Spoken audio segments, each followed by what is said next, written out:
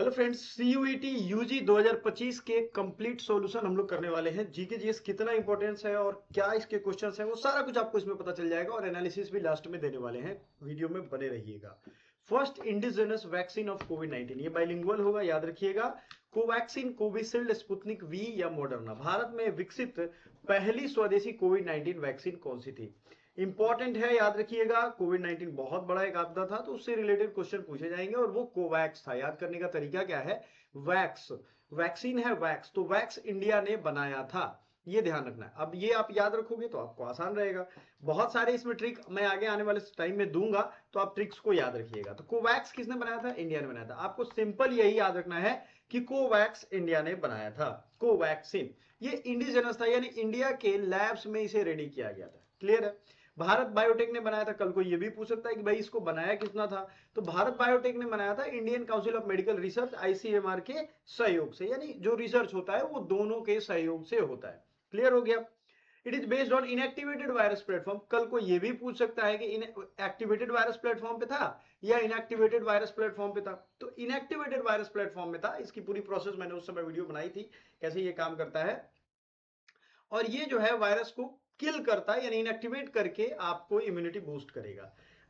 अब ये भारत की स्वदेशी है, हिंदी इंग्लिश दोनों में दिया हुआ है। कोविशील्ड इंडिजिनस नहीं था, ये ऑक्सफोर्ड एस्ट्राजेनेका ने बनाया था। ठीक है, स्वदेशी नहीं है। स्पुतनिक जो था ये रसिया का था। मॉडर्ना यूएसए में बनाया गया था। मॉडर्ना उनकी एक फार्मा कंपनी है, उन्होंने बनाया था।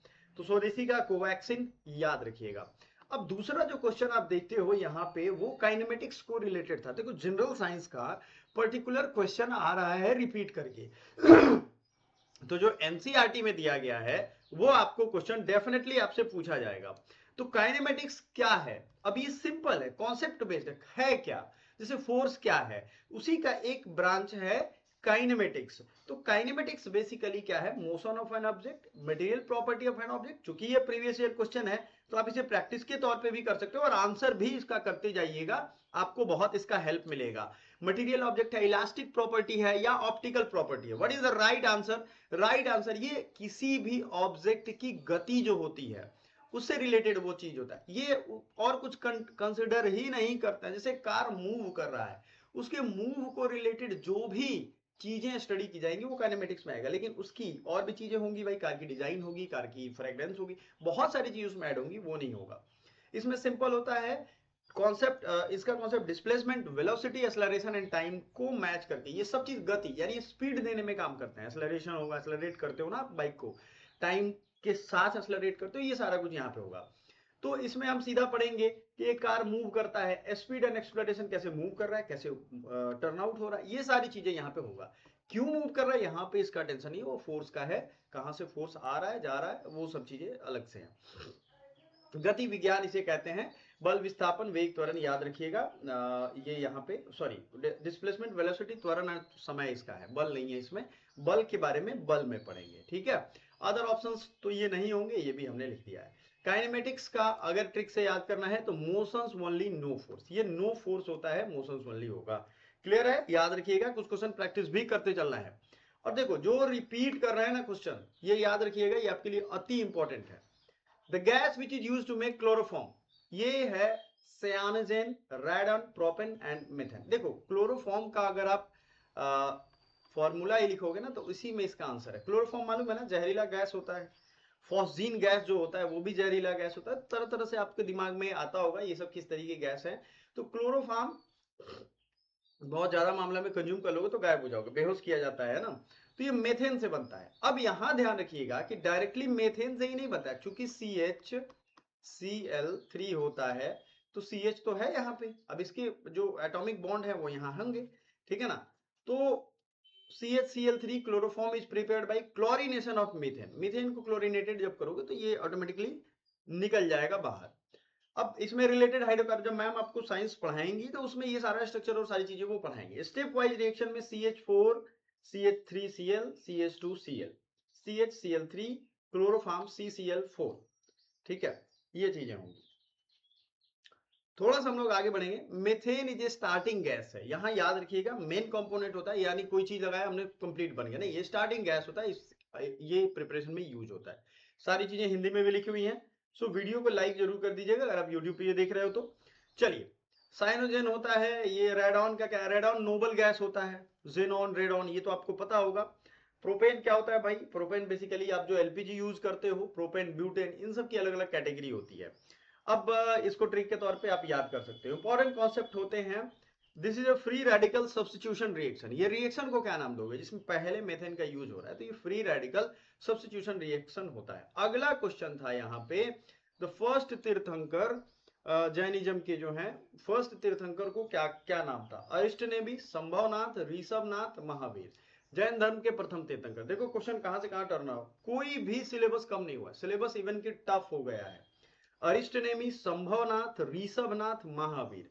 राइट आंसर क्या हो जाता है, जैन धर्म के प्रथम तीर्थंकर थे ऋषभनाथ। क्या नाम था इनका, ऋषभनाथ। अब हम लोग इसके साथ जो इंपॉर्टेंट क्वेश्चन रिपीट होते हैं वो आपको बताएंगे। ऋषभनाथ, जिसको आदिनाथ भी कहते हैं, ये प्रथम तीर्थंकर थे। ऋषभ नाम बहुत मतलब माना जाता है पवित्र है, क्योंकि जैन धर्म से संबंधित है, उनके प्रथम फाउंडर थे। जो तीर्थंकर उनको कहते हैं। तीर्थंकर 24 हुए हैं जैन धर्म में, कितने हुए, 24 हुए हैं। और सबसे पॉपुलर या सबसे ज्यादा जो वाइडली स्प्रेडेड है वो है महावीर। लेकिन ऐसा नहीं है Mahavir is the only one, Mahavir के पहले बहुत सारे ऐसे तीर्थंकर हुए हैं। ठीक है, किसी को कोई क्वेरी अगर है तो जरूर पूछिए हमसे, नहीं तो आगे बढ़ते हैं। ठीक है, according to this sources, Adinath meaning first lord. आदि मतलब होता है पुराना, नाथ मतलब भगवान, जैसे बोलते हैं ना, हे Bholenath. According to Jain tradition, he introduced basic human activities like agriculture, writing and social organisation. ये थोड़ा डीप हो जाएगा लेकिन आप लोग जान लो। फाउंडर ऑफ जैन फिलोसफी इनको कहा जाता है इन करेंट टाइम साइकिल।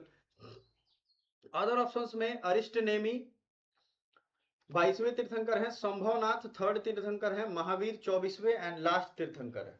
ठीक है, महावीर क्या है, 24वें एंड लास्ट तीर्थंकर है। सीयूईटी के लिए क्या हो जाता है, इंपॉर्टेंट, फर्स्ट एंड 24th याद रखिएगा। 23वें आपको याद रखने हैं, क्योंकि 23वां 22वां अरिष्टनेमी 22वां है, ठीक है ना, और 24वां महावीर है। अब आपको मैं एक यहाँ पे देता हूं, 23rd का नाम जरूर बताइएगा, और ये बहुत पॉपुलर प्लेस से रिलेटेड है, प्रिंस हो सकते हैं, ट्रिक मैंने दे दिया।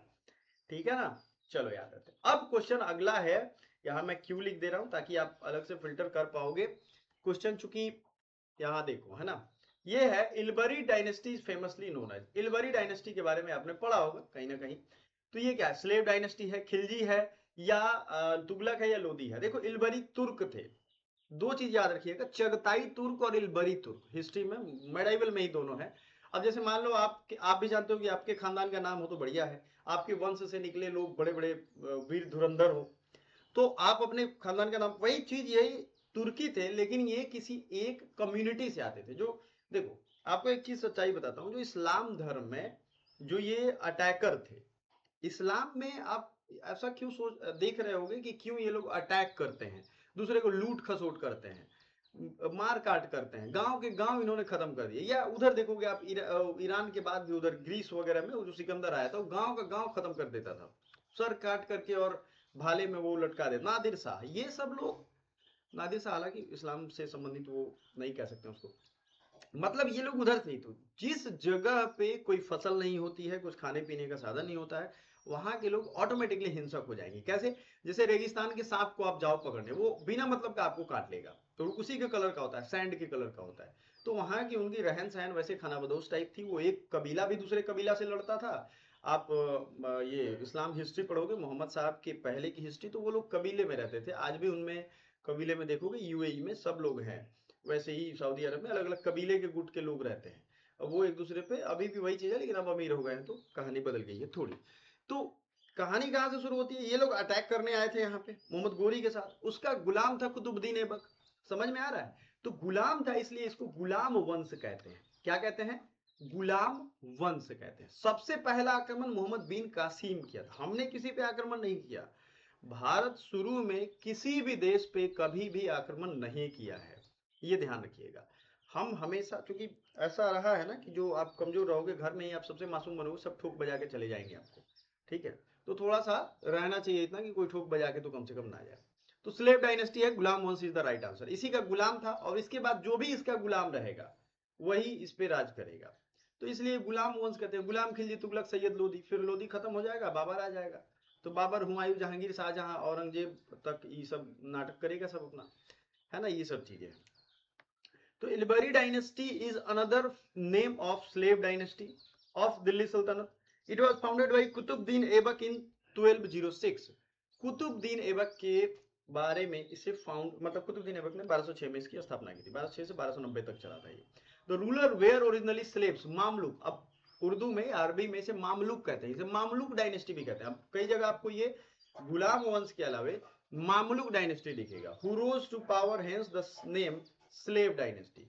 अब ये स्लेव डायनेस्टी जो है इसीलिए कहते हैं क्योंकि ये मामलुक रूलर्स है। इंपॉर्टेंट रूलर्स में इल्तुतमिश, रजिया सुल्तान, ये सब है। खिलजी वंश, separate dynasty after slave dynasty. Tughlaq came later in Delhi Sultanate. Lodhi dynasty, last dynasty of Delhi Sultanate. CUET में याद रखिएगा आपसे इलबरी, मामलुक या स्लेव पूछा गया है तो हो सकता है अगला कुछ और इससे जुड़ा हुआ चीज पूछ दे। जैसे एक बार और पूछा था कि भारत पे आक्रमण करने वाला पहला मुस्लिम आक्रमणकारी कौन था। ठीक है, ये सब चीजें। आक्रमण करके यहाँ से लूट पाट के गया, उसका हत्या कर दी, ये सब। तो ये लुटेरों का यही होता है। आज भी देखो ना, सबसे ज्यादा मार काट मचा हुआ है कहाँ पे। भले ही अमेरिका करवाता है, तेल के लिए करवाता है, अपने फायदे के लिए इन लोगों को लड़वाता है, लेकिन लड़ कौन रहा है। आपको एक समय तो नींद खुलेगी नहीं भाई मुझे नहीं लड़ना है, नहीं, ये लोग लड़ेंगे क्योंकि इनके एक तरीके से जहां से रूट जो कॉज है वो उसी तरीके की परिवेश में रहे हैं। मैं किसी को खराब नहीं कर रहा हूँ, इस्लाम का मतलब होता है शांति। ये मोहम्मद साहब की तलवार पे लिखा था। ठीक है, चलिए आगे बढ़ते हैं। The slogan Swaraj is my birth place and I shall have it is associated with Khilafat, Poona pact, civil disobedience and home rule. Swaraj मेरा जन्मसिद्ध अधिकार है और मैं इसे लेकर रहूंगा। यह नारा किससे संबंधित है? तो स्वराज के बारे में सबसे अच्छा कॉन्सेप्ट अब शुरुआत में देखोगे तो इन्हीं का है। सही उत्तर होम रूल आंदोलन, सविनय अवज्ञा। ये किस आंदोलन के टाइम में आया था आप इसको समझिए। ये बाल गंगाधर तिलक ने दिया था और ये तिलक के टाइम आया था। लेकिन यहाँ क्वेश्चन ये नहीं पूछा गया है। यही तो मैं आपको समझा रहा हूं कि कोई भी चीज आप जो सोच रहे हो कि इजिली पढ़ लें और वो याद रहे, नहीं होने वाला है। इसको आपको डीप पढ़ना पड़ेगा। तो ये होम रूल आंदोलन चल रहा था, आयरिश मूवमेंट से रिलेटेड था। आयरलैंड में ये आंदोलन चला था। होम रूल का मतलब है कि मेरे घर में मेरा शासन होना चाहिए भाई। अंग्रेजी तुम बाहर हो तो एटलीस्ट ऐसा शासन दो कि हमें हमारे घर में लगे कि हाँ हम रूल कर रहे हैं। ये बाल गंगाधर तिलक ने दिया था। बाल गंगाधर तिलक को मालूम है the father of Indian unrest किसने कहा था और किसके बारे में कहा था? वैलेंटाइन सिरोल ने कहा था। और आपको अगर नहीं मालूम है तो ये सब जान लो। होम रूल मूवमेंट जो था 1916 में, the movement aimed to achieve self government यानी Swaraj for India within the British empire. It played a crucial role in awakening political consciousness among Indians. अब खिलाफत जो था ये ऑटोमन कैलिफेट को खत्म कर दिया गया। आप अगर ऑटोमन एम्पायर को नहीं जानते होगे तो ऑटोमन एम्पायर जो था यही रूल करता था। तुर्की में इसका हेडक्वार्टर था और पूरे इस इलाके को ये बहुत सालों तक इसने राज किया है। 1916 में क्या होता है, 1916 के आसपास की बात है। ब्रिटेन कहता है कि काम करो, ये सब हमको दे दो और तुम अपना एक खलीफा वाला कहानी खत्म करो। बेसिकली ये ईसाई और इनके बीच में लड़ाई 1000 सालों से भी ज्यादा से चल रहा है।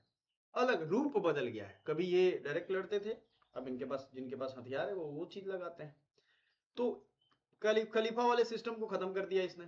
ठीक है, अब इनको डेमोक्रेसी बना दिया। मुस्तफा कमाल पाशा का नाम सुना होगा आपने। फिर पूना पैक्ट आता है, ज्यादा डिटेल में नहीं जाएंगे। पूना पैक्ट अम्बेडकर एंड महात्मा गांधी के बीच में हुआ है। सिविल डिसोबीडियंस में रिवीजन कर लो, सविनय अवज्ञा आंदोलन 1930 में बनाया गया था। Swaraj slogan Tilak, home rule आंदोलन। Bal Gangadhar Tilak is also known as Lokmanya Tilak. Which of the following statement is incorrect for Chandrayaan 3? अब अगला क्वेश्चन है चंद्रयान 3 के जो रिलेटेड कौन सा है। अब ये बहुत बड़ा है। एक चीज आपको मैं ध्यान दूंगा, अगर आप तैयारी कर रहे हो सीयूईटी की या किसी भी कॉम्पिटिटिव एग्जाम की, ये एक ट्रेंड बन गया है जो एग्जाम में आजकल देखा जा रहा है। ट्रेंड कैसे है समझाता हूं मैं आपको। ट्रेंड ऐसे है कि आपसे स्टेटमेंट वाइज क्वेश्चन पूछ रहे हैं। होता ये है कि हम स्टेटमेंट वाइज जब क्वेश्चन पढ़ते हैं ना तो हम इतना थक जाते हैं कि दूसरा जो हमें आ रहा है क्वेश्चन वो गलत कर लेते हैं। ये होता है। तो ये विक्रम साराभाई स्पेस सेंटर से 14 जुलाई 2023 को शुरू हुआ था। फिर है fourth country to land on the moon. It consist of lunar lander name Vikram and rover Pragyan. It became the first mission to land near the lunar south pole. बताइए जल्दी से। तो यहां देखो, ये जो है ना, ये विक्रम साराभाई स्पेस सेंटर से नहीं निकाला गया था, इसे लॉन्च किया गया था। ये प्रक्षेपण केंद्र है ही नहीं, वीएसएससी से नहीं किया गया था, इसको किया गया था सतीश धवन यानी एसडीएससी से। सतीश धवन जो स्पेस सेंटर जो है श्रीहरिकोटा, यहाँ से, विक्रम साराभाई से नहीं किया गया। तो पहला ही गलत है, पहला गलत होगा तो भाई बाकी के आप समझ लो। फोर्थ कंट्री है, लैंडर विक्रम है, रोवर प्रज्ञान है। लैंडर क्या होता है, जाएगा, रिवॉल्व करेगा, वहां से एक चीज अलग होकर के निकलेगा, चांद की जमीन पे उतरेगा और वहां से वो एक्सप्लोर करना शुरू करेगा, तो उसको लैंडर कहते हैं, क्योंकि वो लैंड कहता है। और रोवर कौन होगा, जो वो लैंड किया है उसको सिग्नल भेजेगा जो रिवॉल्व कर रहा है, तो वो रोवर है, रो वो कर रहा है, घूम रहा है। ऐसे ही आप याद करोगे तो याद हो जाएगा। It was first mission to land near the moon south pole, तो हिस्टोरिक अचीवमेंट, बिल्कुल सही है ये चंद्रमा के दक्षिणी ध्रुव के पास उतरने वाला पहला मिशन बना। श्रीहरिकोटा हो गया आपको। The IUCN red list is a catalogue of, IUCN red list का जो कैटलॉग है वो क्या डिनोट करता है, रेड सी, हॉट स्प्रिंग, रिवर्स।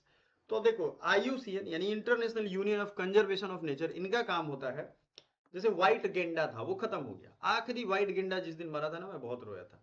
इसलिए रोया था कि यार वो इंसानों ने उसकी उसकी रक्षा के लिए बंदूक लेकर के 4-4 गार्ड उसके आसपास रहते थे, आखिरी मेल बचा था जो मर गया। ये बात हो गई काफी साल पहले की, और मैंने ट्वीट भी किया था उस पर कि ये कैसी मतलब जद्दोजहद वाली स्थिति में इंसान पहुंच गया है कि वो एक मतलब जानवर को गार्डिंग करना पड़ा है कि कोई इसको मार ना दे, उसका तस्करी ना करे, वो आखिरी है। किस लेवल का हवस इंसानों में आ गया है हर चीज को लेकर के, कि हर चीज चाहिए हमको, ये चीज चाहिए, वो उस गेंडा को भी मार देते हैं, शेर को भी मार देते हैं, है ना, ये चीज है। तो विलुप्त होने की खतरे वाली प्रजातियां हैं। Species threatened with risk of extension, जो विलुप्त हो गई हैं उनको रेड लिस्ट में डाल देते हैं, उसका तस्करी करोगे तो आपको वो फंसाएंगे बुरा तरीके से। IUCN red list is maintained by international union for conservation of nature. It is a global database of species that assess their risk of extension. Species are classified into categories such as least concern, vulnerable, endangered, critical endangered और extinct। एक डोडो पक्षी हुआ करता था Indonesia इधर के reason में, वो मिलता था साउथ एशिया में बेसिकली। वो डोडो बड़ा खूबसूरत था, उसकी साउंड भी बहुत लोकप्रिय थी, लेकिन वो गायब हो गया।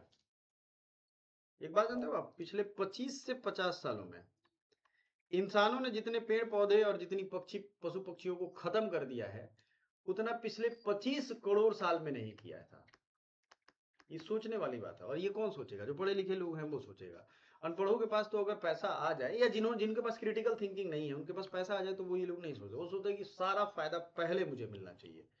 It help in biodiversity conservation and policy making world wide. Other option में रेड सी है, हॉट स्प्रिंग है, रिवर है, ये सब नहीं होता है उसमें, ठीक है ना। रेड मतलब डेंजर लिस्ट। ये एक क्वेश्चन है जो आपके एग्जाम हॉल में, मतलब आपका रियल जो क्वेश्चन पेपर था उसी में पूछा गया था। विलियम शेक्सपियर की किताब है इनमें से कौन सी, ठीक है। लेविस कैरोल की कौन सी है, एम फॉस्टर की कौन है, बर्नार्ड शॉ की कौन सी है। अब आप इस तरीके के जब क्वेश्चन देखोगे तो एटलीस्ट आपको 1 से 2 पता होना चाहिए। और ये वाला चैप्टर हमने यूट्यूब पे पढ़ा दिया है, आपके अपने पेड क्लासेस में भी इसको रख दिया। पेड क्लासेस की फायदे हैं भाई, वहां डिस्ट्रैक्शन नहीं आएगा, यूट्यूब पे देखो 75 ऐड आएगा, दिमाग खराब करेगा आपका। उससे बेहतर है कि आप इसको करते जाओ। देखो सीधी सी बात ये हो जाती है, सीधी सी बात यहाँ पे ये है, विलियम शेक्सपियर की किताब का नाम, हाँ जी हेलो,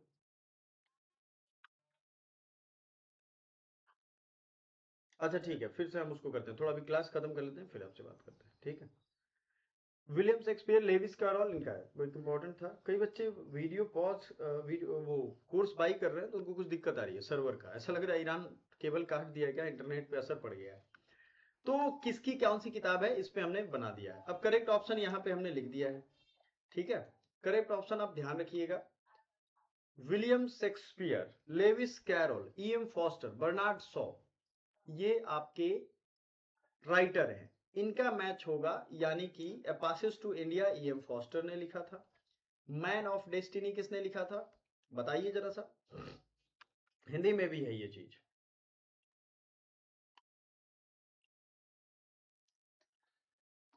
द टेम्पेस्ट, ठीक है। मैन ऑफ डेस्टिनी किसने लिखा था, यहां देख लो आंसर यहां दिया है, बी का 3 एंड डी का 1,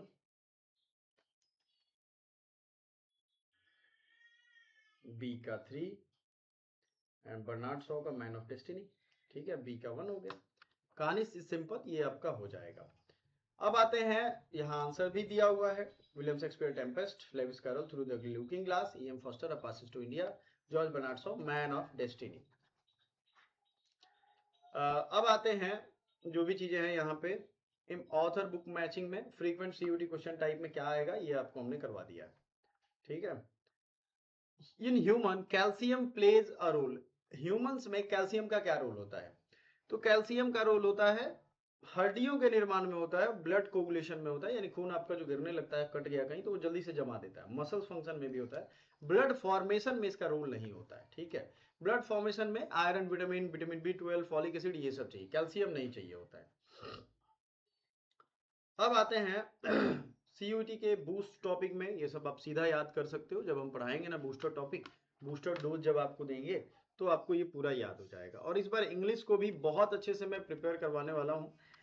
तकरीबन 30 से 40 क्लासेज आएंगी, जो आपको 2 घंटे 1.5 घंटे का ही होगा। ठीक है, चलिए फिर आगे बढ़ते हैं। एक क्वेश्चन है, अरेंज द सीक्वेंस। अब ये सीक्वेंस वाले क्वेश्चन आपसे बार बार पूछे जा रहे हैं, आप लोग इस चीज को ध्यान रखिएगा। सीक्वेंस वाले क्वेश्चन बार बार पूछे जा रहे हैं और वो बच्चे को परेशान कर रहे हैं। जैसे स्वच्छ भारत अभियान, मार्स ऑर्बिटर मिशन, ये कौन कब हुआ है, इस तरीके के क्वेश्चन आपको देखने को मिलेंगे। तो अब ये तो आपको तभी याद होगा जब फैक्ट आपका डेट याद होगा। ठीक है, तो इसको जरा एक बार कोशिश करिए सभी लोग, स्वच्छ भारत अभियान, मंगल। अब देखो क्वेश्चन कितने टफ होते जा रहे हैं, इसको आप समझ लो कि ये कितना ज्यादा टफ हो गया है आपके लिए।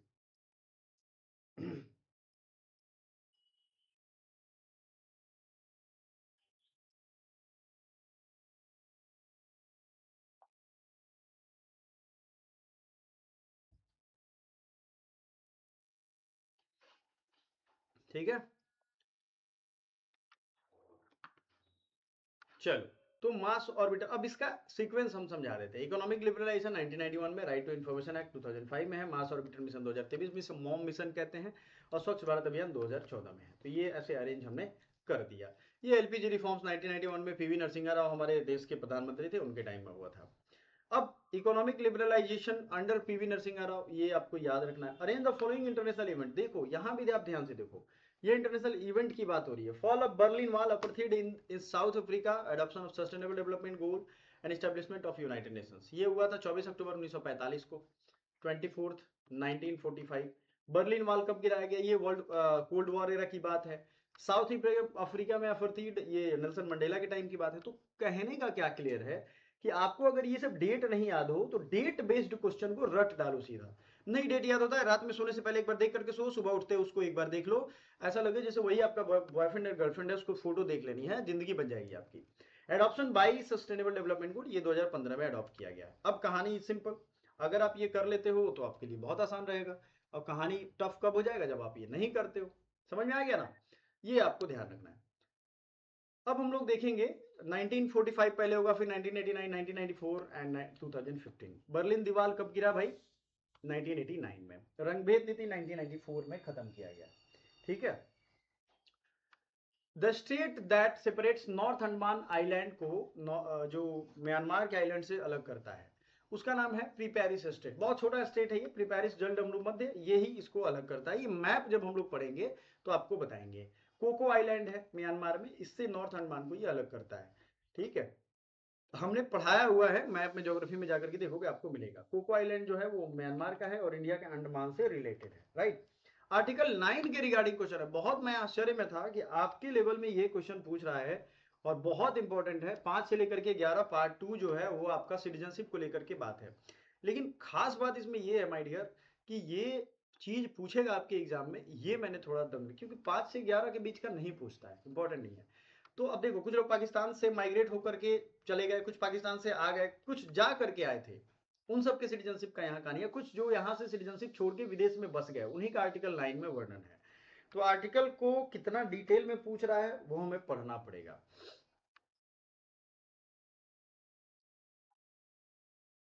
अब आते हैं दूसरा, देखिए यहाँ पे next question, the main purpose of goods and services tax. GST आप लोग भूल गए होंगे, लेकिन ये भूलने नहीं देंगे, इनका क्या मेन पर्पज था। आराम से वीडियो को पॉज करके इस क्वेश्चन को करने का कोशिश करिए, और फिर उसके बाद इसका आंसर करेंगे।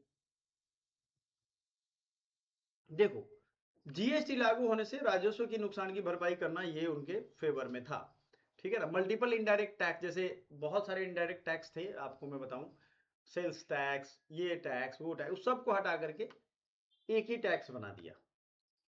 जीएसटी कॉम्पेंसेशन फंड बनाया था उन्होंने 5 साल के लिए, जिसको घाटा लगेगा उसको देंगे, और ये 2017 से लागू कर दिया गया। 1 जुलाई 2017 से जीएसटी लागू है, ये भी ध्यान रखिएगा। 2022 तक दिया गया, उसके बाद ये कमी हो गई है, राज्यों को आगे खुद ही अपना सेस बढ़ाइए। अब यहाँ पे एमएसएमई को सपोर्ट करना नहीं था, टैक्स पेयर को रिलीफ देना नहीं था, टैक्स पेयर से तो अब टैक्स लिया जा रहा है। कुछ भी जाओ तो उसमें जीएसटी दिखेगा आपको, खाना खाओगे उसमें जीएसटी दिखेगा होटल्स में, ठीक है। अब क्लाउड्स के बारे में क्वेश्चन है, और ये मैंने एक्सपेक्ट नहीं किया था कि इस लेवल में एग्जाम में आएगा क्वेश्चन। पॉज करिए वीडियो और इसको देखिए, हिंदी वाले हो तो देख लो, क्योंकि ये क्वेश्चन आराम से देखना होगा, फिर ऑप्शन आपको देखना होगा।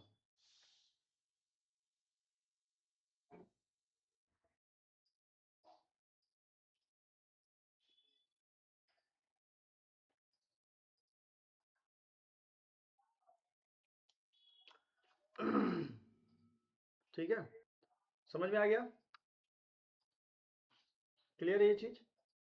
तो देखो ये मतलब इसको कहते हैं सर्रस cloud, Nimbo status, Alto cumulus, ये सब अलग अलग क्लाउड। अगर जिन लोगों ने एनसीईआरटी फिजिकल पढ़ा होगा, ये बड़ा रेयर है कि ये कोई पढ़ के जाए, फिर भी अगर ये पूछ रहा है, चूंकि इनको सिलेबस के सारे हिस्सों से क्वेश्चन देना है, तो फिजिकल का उठाया उसको दे दिया, एक हिस्ट्री से दे दिया।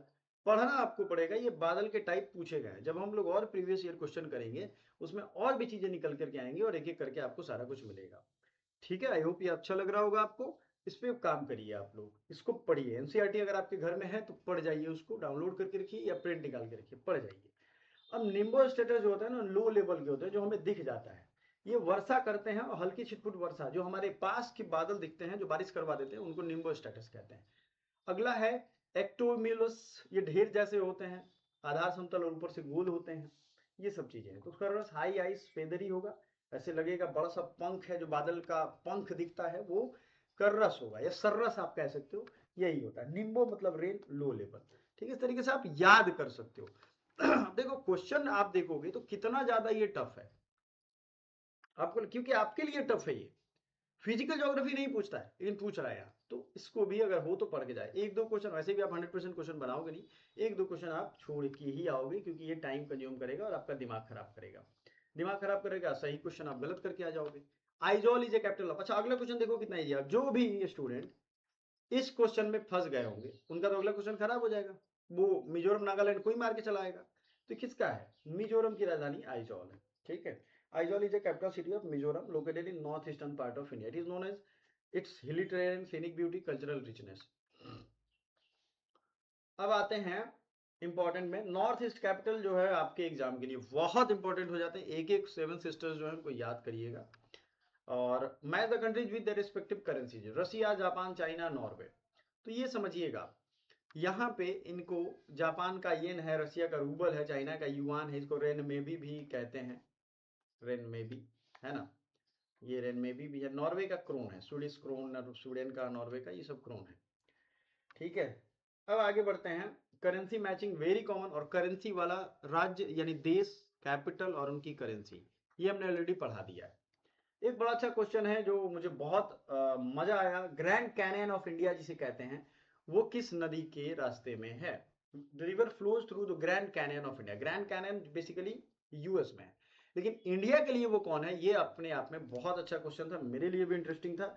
और ये पेन्ना रिवर है, इसी के बीच में ये पड़ता है, तो राइट आंसर पेन्ना। अब आप इसको अगर चाहते, गंडी कोटा गॉर्ज, चूंकि ये क्वेश्चन आप पूरा पढ़ो यहाँ पे, जिसे गंडी कोटा घाटी भी कहते हैं, तो आप खुद निकालोगे। ब्रह्मपुत्रा नॉर्थ ईस्ट में है, गंडी कोटा साउथ का नाम है, कृष्णा हो सकता है और पेन्ना हो सकता है। लेकिन आपने कृष्णा पॉपुलर नदी है, कभी ये सुना नहीं होगा, तो पेन्ना ही एक बंद बचता है। और गंगा रिवर जो है, इसके बारे में भी मैं बता दूं, इसमें भी ये चीजें नहीं है। तो कहानी सिंपल, कभी कभी हमें एलिमिनेट करने आना चाहिए, ठीक है। चलिए आगे बढ़ते हैं। अब है national emblem of India adopted from the capital of king. ये मैं खुद जाकर के देखा हूं, ये सारनाथ में जो म्यूजियम है सारनाथ का, वहां पे जाओगे, आई थिंक उस समय मतलब मैं जब गया था 2-4 साल पहले, तो 20-25 रुपए टिकट हुआ करते थे, 50-60 रुपए जो हो, उसमें आपको ये सारनाथ का लायन कैपिटल है। जैसे आप म्यूजियम में एंटर करोगे, सामने ही रखा हुआ है और बड़ी खुशी होगी आपको, उसमें आज भी उतनी ही चमक है। पूरा ऐसे ग्लास वॉल नीचे रखा हुआ है, ऊपर आप एकदम देख सकते हो, और वो आप यकीन नहीं करोगे 4000 साल पहले का है। ठीक है, अशोका टाइम का है वो। 4000 मैं कह रहा हूँ, लगभग 2500 साल पहले। ठीक है, अशोका सारनाथ पिलर इंस्क्रिप्शन से वो सारी चीजें ली गई हैं। और वैसे ही चमक, सबसे जबरदस्त बात है कि उसमें चमक कितनी ज्यादा है। तो अशोक का सारनाथ। ठीक है, आते हैं, नेशनल एम्बलम है, लायन कैपिटल इसे कहते हैं। ठीक है, आगे बढ़ते हैं। सत्यमेव जयते भी वहां पे लिखा था। इन ह्यूमंस कैल्शियम प्लेज, ये उस समय का क्वेश्चन था जो आपने कर दिया। तो आपने मोटा मोटी अब एनालिसिस पे आते हैं। कोविड वैक्सीन से क्वेश्चन आया, कैरामेटिक्स, chloroform, Jain tirthankar, Ilbari dynasty, Swaraj slogan, modern history पूछा, एंशिएंट भी पूछा, करंट भी पूछा, चंद्रयान 3, IUCN रेड लिस्ट भी पूछा। बेसिकली ये करंट और ज्योग्राफी का मिक्स है।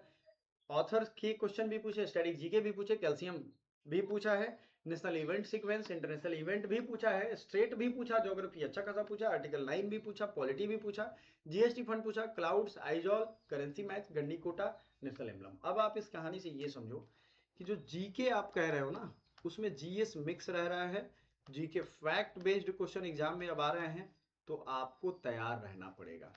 कोई नहीं बचाने वाला है एक्सेप्ट यू। आप पढ़ोगे तभी एग्जाम हॉल में बचोगे, बाकी कोई बहाना कभी लाइफ में काम नहीं आता है। Thank you so much. कुछ फीडबैक हो, कुछ कहना हो, जरूर हमें बताइएगा। Thank you so much.